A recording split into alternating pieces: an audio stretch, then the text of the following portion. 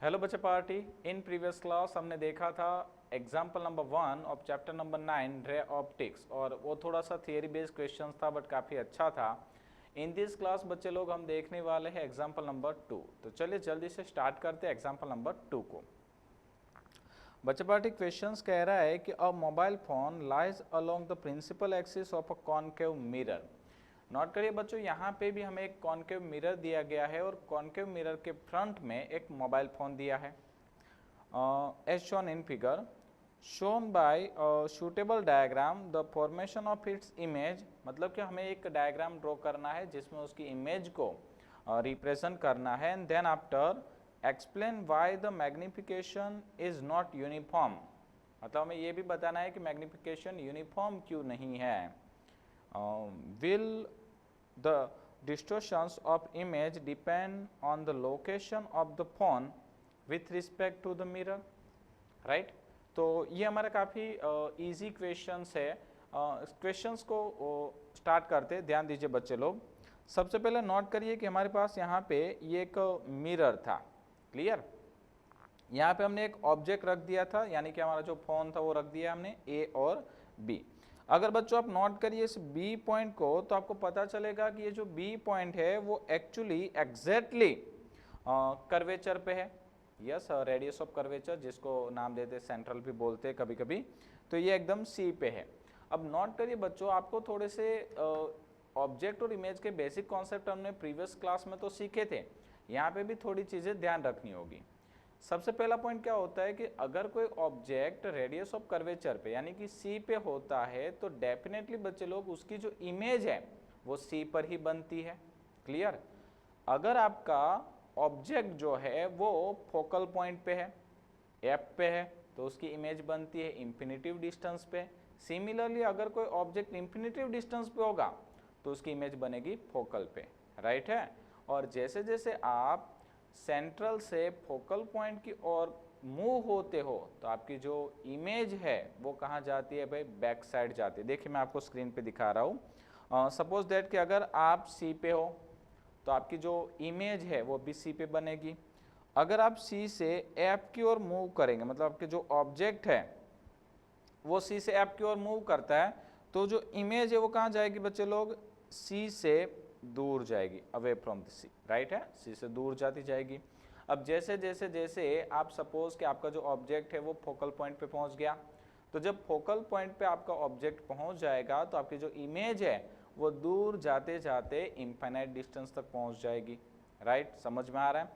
अगर मान लीजिए कि आप ऑब्जेक्ट को एफ से भी ज़्यादा नज़दीक लेके आ रहे हो, यानी कि आपका जो ऑब्जेक्ट है वो अब फोकल पॉइंट और पोल उन दोनों के बीच है, तो अब जो आपकी इमेज है वो आपको वर्चुअल इमेज मिलेगी और मिरर के बिहाइंड मिलेगी, ठीक है, मिरर के पीछे मिलेगी, वर्चुअल इमेज मिलेगी। समझ में आ रहा है। तो इस सिस्टम्स को अच्छे से ध्यान देना है। अब चलिए इस क्वेश्चन पे आते हैं। देखिए क्या हो रहा था कि हमारा जो मोबाइल फोन था उसका जो ये बी पोर्शन था वो एक्चुअली रेडियस ऑफ कर्वेचर पे था, यानी कि सी पे था, तो उसकी जो इमेज है वो सी पर ही बननी चाहिए ऐसी, परफेक्ट, और सेम साइज की, वहाँ पे कोई मैग्निफिकेशन देखने को मिलता नहीं है। बट अगर हम बात करें इस ए पॉइंट की, तो जो ए पॉइंट है वो कहाँ पे है भाई, सी और एफ के बीच, यानी कि वो आगे की तरफ आया, तो ए की जो इमेज है वो कहाँ जाएगी भाई, बैक साइड में जाएगी, यानी कि सी से दूर जाएगी।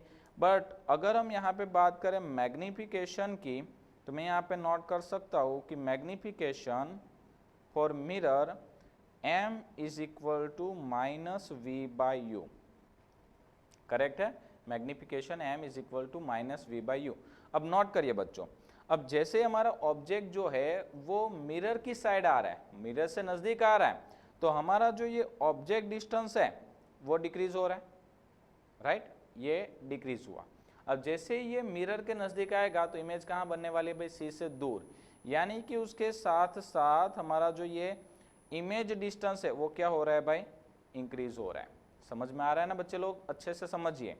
हमारा जो ऑब्जेक्ट है वो मिरर के नज़दीक आ रहा है तो ऑब्जेक्ट डिस्टेंस डिक्रीज हो रहा है, बट साथ ही साथ हमारी जो इमेज है वो मिरर से दूर जा रही है तो इमेज डिस्टेंस जो है वो इंक्रीज हो रहा है। और अगर इन दोनों को कंसिडर करें तो हम नोट कर सकते हैं कि हमारा जो मैग्निफिकेशन है वो इंक्रीज हो जाएगा। यस देखिए यू डिक्रीज हो रहा है, वी इंक्रीज हो रहा है, तो हमारा मैग्निफिकेशन क्या हो जाएगा भाई, इंक्रीज होगा। यानी कि हम जैसे जैसे सी से एफ की ओर आगे आते हैं तो हमारा जो मैग्निफिकेशन है वो कंटिन्यूसली इंक्रीज होगा, इंक्रीज होगा, इंक्रीज होगा। तो यहाँ पे क्या होगा देखिए, अगर मैं इस पॉइंट की बात करूँ मैग्निफिकेशन मिलेगा, अगर उससे थोड़ा सा दूर जाऊंगा मैग्निफिकेशंस की वैल्यू है वो और ज़्यादा बढ़ जाती है, राइट है। और सिमिलरली जैसे जैसे हम यहाँ से आगे जाएंगे वैसे वैसे हमारा मैग्निफिकेशन है वो ग्रेजुअली इंक्रीज होता जा रहा है, जिसके कारण हमें जो इमेज है वो अच्छी नहीं दिखती है, वो डिफॉर्म दिखती है, राइट है। कुछ मतलब यूँ हम कह सकते हैं कि उसमें डिफेक्ट आ गया, हमें जो इमेज है वो क्लियर नहीं दिखेगी, राइट है, कुछ ऐसा अजीबोगरीब शेप की दिख रही है। अब हमें साथ ही साथ पूछा गया था कि क्या ये जो मैग्निफिकेशन है, ये जो डिफॉर्मेशन ऑफ इमेज है वो क्या पोजीशंस पे डिपेंड करता है। तो बच्चा पार्टी अब सिंपल है, आप भी बता सकते हो कि यस सर ये पोजीशंस पे डिपेंड करता है।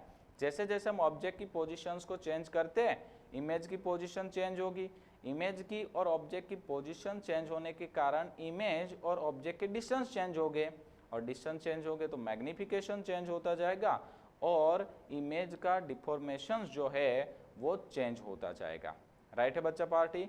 तो आई होप आपको जो ये कॉन्सेप्ट बेस्ड क्वेश्चंस था वो अच्छे से समझ में आया होगा। इन नेक्स्ट क्लास बच्चों हम मिलेंगे एग्जाम्पल नंबर 3 के साथ। Thank you.